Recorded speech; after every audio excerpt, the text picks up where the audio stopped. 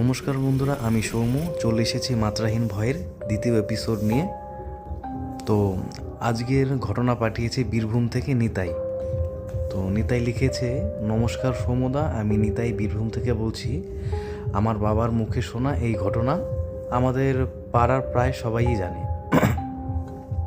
বেশি বড় করব না, সংক্ষেপেই শেষ করি কেমন। আমার ছোট দাদু, মানে আমার বাবার ছোট কাকা, আমার তাকে দেখার সৌভাগ্য হয়নি। উনি নাকি একা একা থাকতেই পছন্দ করতেন। কর্মজীবন বলতে টুকটাক চাষবাস করতো, আর তন্ত্রের দিকে নাকি প্রচুর ঝোঁক ছিল তার। কিন্তু কোনো গুরু করেননি, নিজে নিজেই কোথা থেকে কোন বই নিয়ে এসে পড়তো। মাঝে মাঝে রাত্রে উধাও হয়ে যেত, কেউ জানে না কোথায় যেত।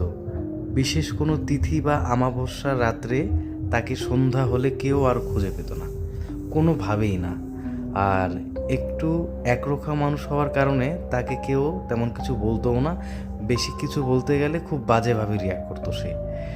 এভাবেই সে জীবন ব্যতীত করতে থাকে। এবার একদিন, সেই দিন নাকি কোনো বিশেষ তিথি ছিল। আর কী তিথি তা আমি জানি না। আর হ্যাঁ, দাদুর বয়স ছিল তখন প্রায় 30 ছোঁয়া। তো প্রত্যেকবারের মতোই সে আর ঘরে নেই, আর সবাই তেমন খোঁজাখুঁজিও করেনি।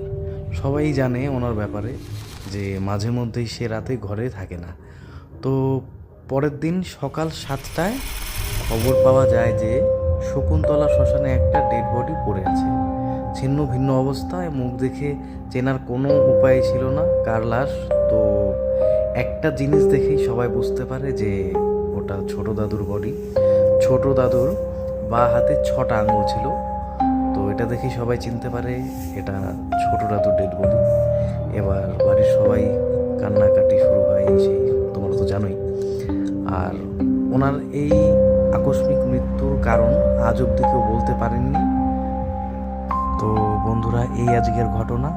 তো প্রতিনিয়ত এরকম সত্যি ঘটনা শুনতে মাত্রাহীন ভয়ের সাথে তোমরা অবশ্যই জুড়ে থাকবে। ধন্যবাদ।